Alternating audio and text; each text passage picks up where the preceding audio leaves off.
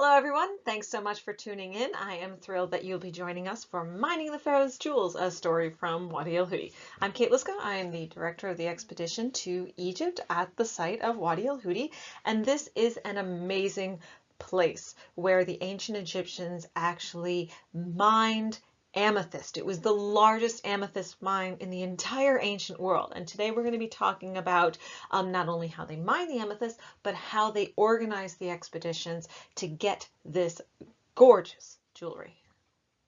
Did you ever look at a piece of ancient Egyptian jewelry and wonder, how did they make that? Where did they get that? Well, it's not easy. The acquisition and making of ancient Egyptian jewelry was something that the pharaohs desperately wanted and backed with a lot of resources, a lot of time, and a lot of perseverance because of how much it meant to them and to their society. And it wasn't for a practical reason. Amethyst doesn't really have a utilitarian purpose, but rather this jewelry was an object of prestige that they could give out to people.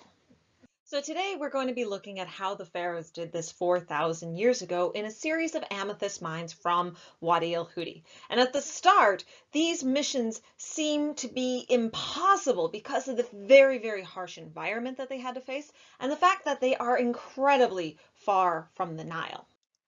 But was it worth it? I mean, this was pretty hard to do. Now, I want you to put yourself into the mind of the ancient Egyptians a little bit.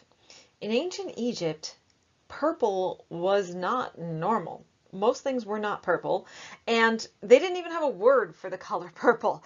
So try to imagine a world just for a minute without any purple in it. Most of our purples today actually come from dyes or other synthesized materials, but 4,000 years ago in ancient Egypt, it was not standard. And prior to this time, there are a couple of pieces of amethyst known from the entire ancient Mediterranean world, but it is not a lot by a long shot. So around 2000 BC, when purple and amethyst was discovered at Wadi el-Hudi, this changed everything. And they wanted it. And the pharaohs and the courtiers and the officials basically went bonkers to go and gather as much as they could. The finding of Wadi el-Hudi really changed jewelry and color spectrum at that time. So during the Middle Kingdom, something like 2000 to 1700 BCE, amethyst became this object of very high status, and the pharaoh acquired it through these massive expeditions into the deserts to quarry the amethyst. And then he essentially doled out these objects of beautiful jewelry to elite individuals, especially princesses and queens. And we see this in a number of tombs from royal individuals and also upper class individuals where amethyst objects have been found. We also know that amethyst is incredibly important because the pharaoh gifted it to gods in temples for use in their festivals. And we can see this in places like the stele of Nofret at Abydos, where he talks about gifting something to gods. This is really important because amethyst is an object of prestige and rareness. So this is the type of thing that gets the pharaoh into the gods' goods books as well. But, what's so special about amethyst? Is it just pretty and in vogue and that's it? No, no, no, no, no, no. This is ancient Egypt that we're talking about. Almost everything has a religious meaning as well. So what is it for amethyst? And we can actually see that religious meaning alluded to in Coffin Text 576. And the title of this spell is, "As for any man who knows this spell, he shall have sex in the land by night or by day, and he will have the heart of the woman beneath him when he has sex." The content of the spell basically goes on to describe essentially what's in the title, and then it gives instructions on how to perform it. The instructions are to be recited over a bead of carnelian or of amethyst and to be placed in the right arm of the deceased. So based on this spell, we assume that amethyst is sexy, or it can get you sex, and that even happens when you're dead, which also might allude to why a lot of amethyst is found in tombs as well. It's for their use in the afterlife. So how in the world did all of this happen? How did the pharaohs find that amethyst? Well, it all started about 4,000 years ago when ancient prospectors were walking around Wadi el-Hudi and they saw natural outcrops like this one of milky white quartz. Then the prospectors would essentially dig starter mines like this one that are basically small holes that dot the Wadi el-Hudi landscape, where these prospectors would go and look for the larger vein.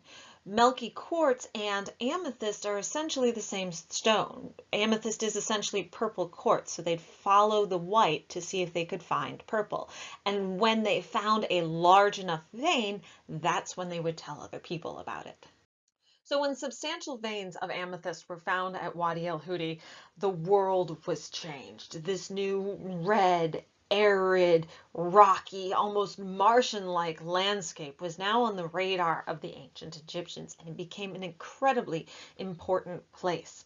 This region of Wadi el-Hudi is probably about 100 square kilometers in size, and it's about 35 kilometers away from Aswan. Aswan, even though it is a current city, was also very important in the ancient world, and it had an important role in Wadi el-Hudi's administration because it helped to supply the missions there too. So we currently know of about 41 archaeological sites in this larger zone known as Wadi el-Hudi, and 3 of them are these colossal ancient Middle Kingdom amethyst mines, where the mines are basically the size of football fields. And each of these mines have very large settlements next to them where people would live to actually assist in the mining. And workers on these expeditions would leave inscriptions all over the rocks at Wadi el-Hudi. And these inscriptions really do inform us about what is going on out in the desert. So sometimes they give us these long, detailed explanations of day-by-day people and work, and other times they're individual people's names or images or even drawings of their sandals. So far we know of about 280 inscriptions, but every single time we go into the desert we find new ones that expand our knowledge. But these expeditions were not easy to do. They were actually full of a lot of different types of hardships. So how in the world did the Egyptians do it? Well, first the pharaoh would pick one of his high officials and put that official in charge. I mean, the pharaoh didn't go himself, of course not. And then that official would go and be in charge of the entire expedition. And he was the one that was responsible for either its success or his failure. And we know this because in a lot of inscriptions, they actually tell us why they went out there. They went out, quote, to fetch the amethyst for the king. But this wasn't necessarily a bad job to be assigned to either. A lot of these officials took pride in actually going to Wadi el-Hudi and finding the amethyst of the king. And we know this because of the inscriptions that they left all over the site. We have dozens of inscriptions of individual officials talking about how proud they are of these types of expeditions.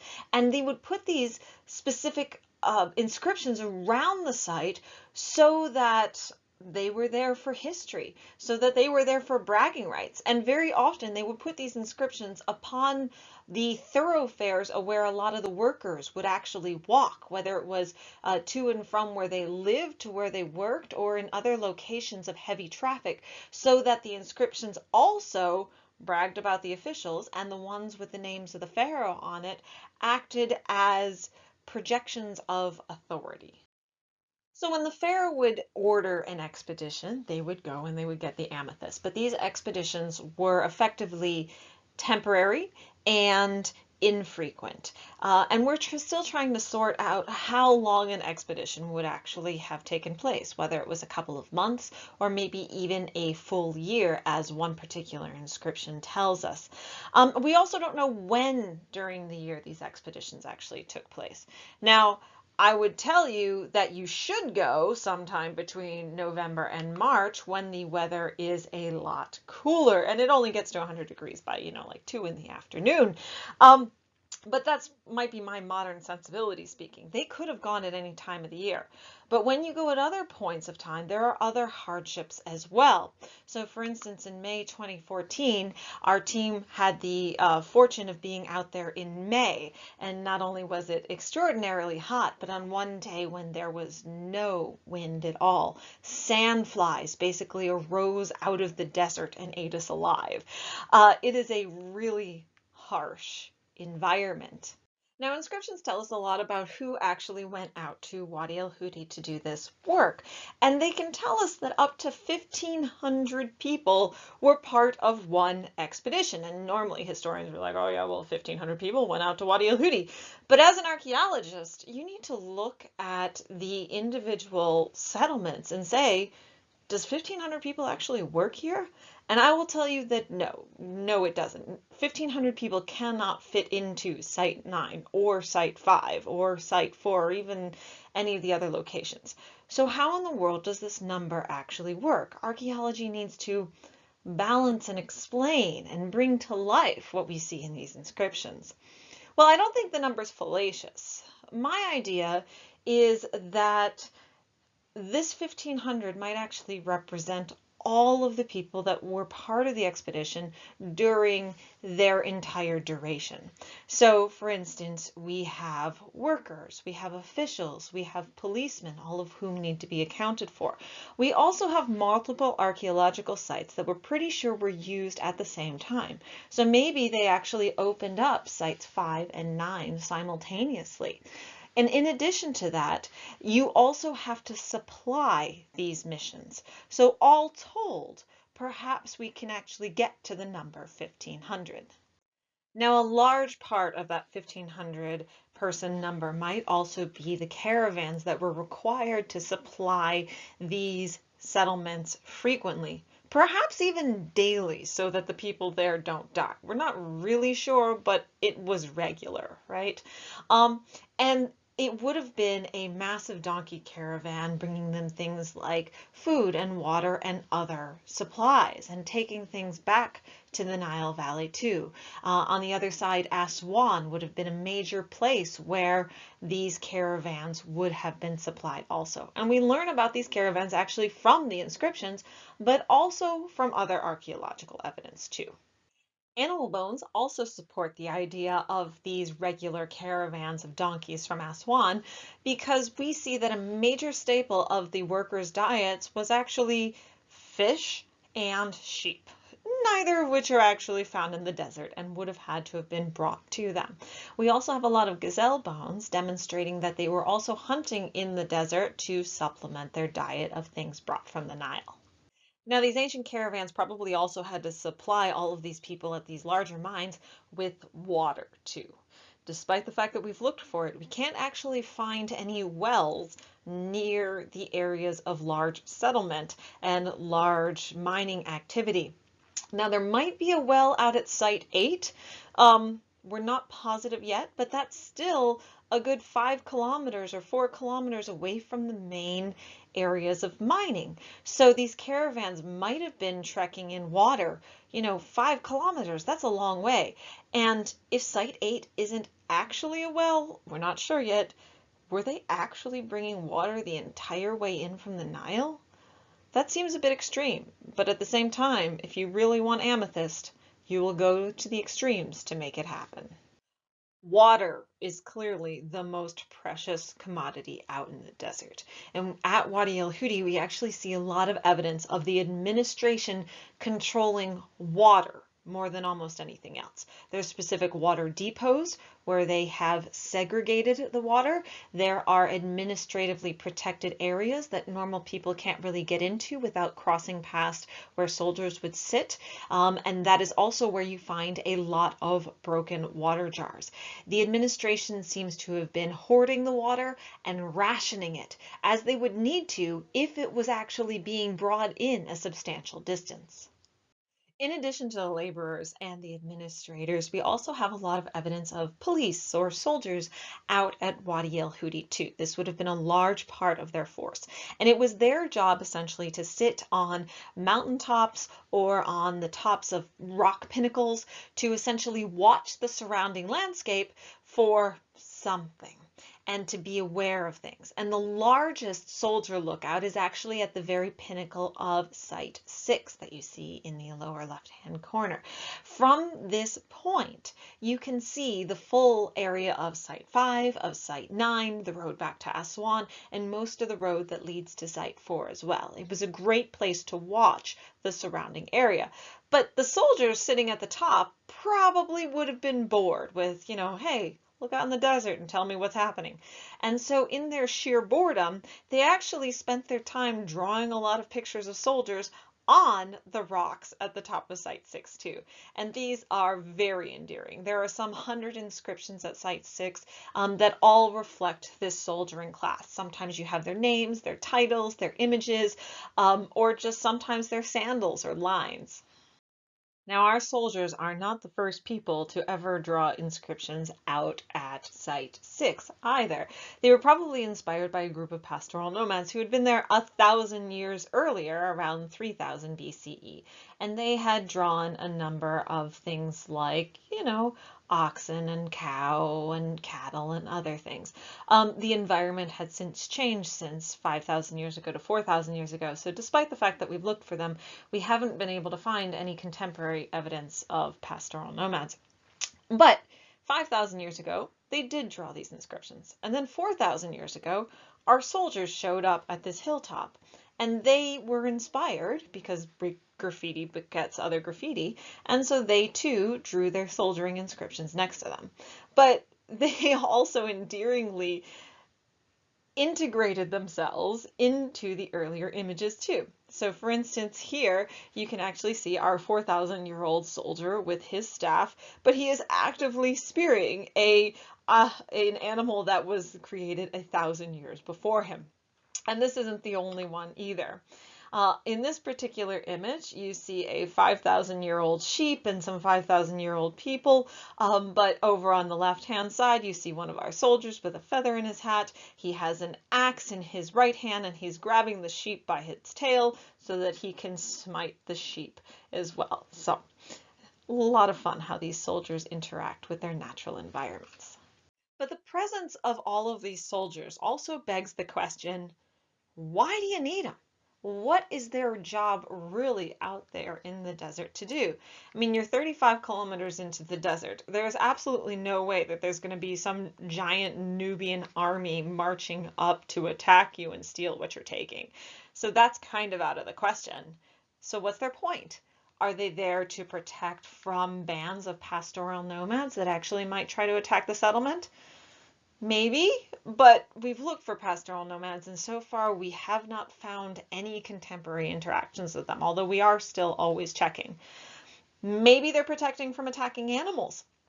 That's a possibility. You are out in the desert, but at the same time, they're sitting way on the tops of hills. So even if they saw some, giant attacking animal out in the desert, there's no way they could actually run down the hill or sound out a call fast enough to protect people.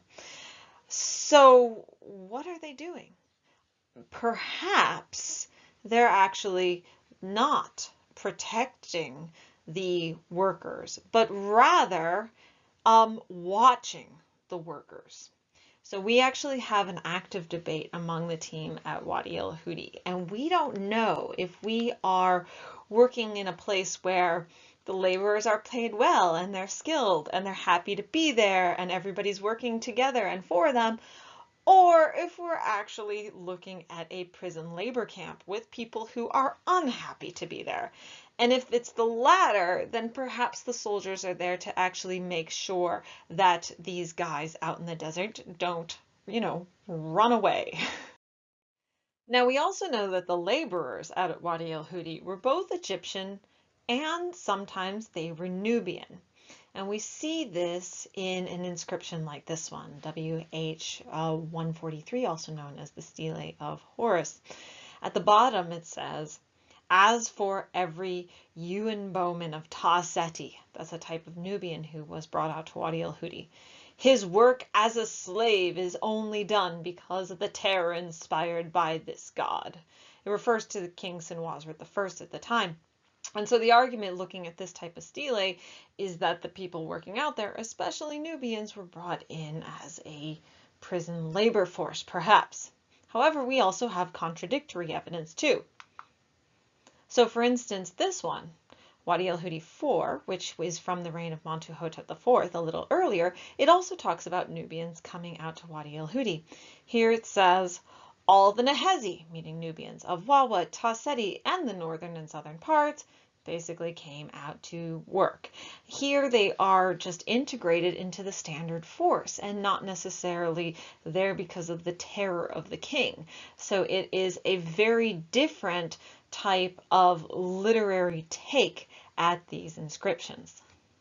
So there were both Nubian and Egyptian laborers out at Wadi el-Hudi, but we also have soldiers and we have administrators. And we can see through the archaeology that there are three major types of areas in the settlements. First, there seem to be these housing areas. There are also sometimes places for storage areas that the administrators controlled. And then there are these larger buildings that are more protected for the use of the administration. In particular, we're looking at Site 9 here, where we have two very large buildings known as Area A. And this area was likely controlled by the administration and also a place where they stored and protected some of their most precious commodities. In fact, one particular room in Area A looks to be perhaps the most protected room of the entire site. And we can tell that because it's way in the back. It's pretty hard to get to with all of these twists and turns. And the walls are actually thicker here than in the rest of the building. Plus, somebody went to the great agony of plugging every single space within these walls with tiny little holes so that nobody could actually see through either. So whatever was in this room was very, very important to what they were doing at Wadi el-Hudi. Now, we also know that the construction of these large settlements would not have taken place until the administrators knew that they were going to be working on a very large vein of amethyst, meaning that they were going to be working in one location for an incredibly long time. And after the mine was actually already started. And we know this because if you look at the construction of the walls, you can see two different stones being used interchangeably. You have this lighter pink granitoid bedrock that comes directly as spoil from the digging of the mine. And then you have these darker stones too that are found on the surface. So they're basically grabbing from both piles when they're building their buildings. And as you can imagine, the mines of sites 4, 5, and 9, that is our biggest ones with these football field sized mines, have a lot of evidence as to how the mining process actually took place. So we can see the spoil heaps directly on either side of the mine. As they dug it out, they left their dirt there. And then when you travel down to either end of the edges of the spoil heap, you have these large open flatter areas that seem to be some sort of sorting or workspace. And in those spaces, we get a lot of broken amethyst crystals. So they seem to be taking out chunks of stone and hitting them in these locations and basically paring down the stone into the sections that they want. We also have a lot of hammer stones found in these zones too. And they use lots of different types of tools. I mean, we have multiple styles of hammerstones. So for instance, some very large ones might have been hafted onto a piece of wood and treated more like a pick or a shovel in some capacity. Individualized sized ones would have been used as two-handed pounders, and even small ones could be put into your individual hand to knock out and do some finer work around the edges to try to break free the actual granite from the crystal and the amethyst that you wanted inside. So after these large chunks of stone are broadly refined next to the mine itself, the stone then goes in for further refinement. And you can see that small blue hole at the front of Site 5. That is basically right where the mine meets the site itself. And inside that walled zone, you can see the evidence of further refinement of the larger pieces of stone. They're trying to get it down to its small piece of amethyst so that they don't carry it home. But interestingly, as they do these further levels of refinement, it comes with more protection from the administration. So after that particular room, we then see that you travel up the hill of Site 5 into these areas of the inner enclosure wall that seem to be just this administrative zone that is highly protective. This zone is protected by guard posts and it's protected by a boulder gateway. There's only two ways in and out. So the administration definitely controlled it. And within one of the most protected rooms of this area, that's where you see evidence of even further refinement. They carried this stuff up a hill to break break it down even more, and so that the administration could watch over it. With further refinement and further refinement and further refinement, it really begs the question, how much amethyst did they actually get from Wadi el-Hudi? Well, WH4 actually gives us a little bit of information about that. It says that over the course of the entire expedition that they gathered 150 hecat, which is approximately equal to about 680 liters of amethyst for one campaign. That's actually quite a lot. And it really did help to supply jewelry. So they would take these raw amethyst back to various types of craftsmen in the Nile Valley. Some raw amethyst has been found in a craft workshop both in Aswan and up in the capital near Lisht. So it was transported all across the country because of how important it was. And then it was turned into stunning jewelry at that time. So thank you so much for listening, and I also want to thank my entire amazing team that works out at Wadi el-Hudi with me. This is in no way my work alone. It is the work of so many other people, and we have been working to study, to record, and to map this area. We're also making very cool 3D models of Wadi el-Hudi, so hopefully you too will be able to virtually visit the archaeological sites. We hope that you enjoyed this video, and to learn more, definitely check out our website, wadielhudi.com, and please consider supporting us with a donation for the project. It would go a very long way. And hopefully there'll be more videos soon too. So thanks for listening.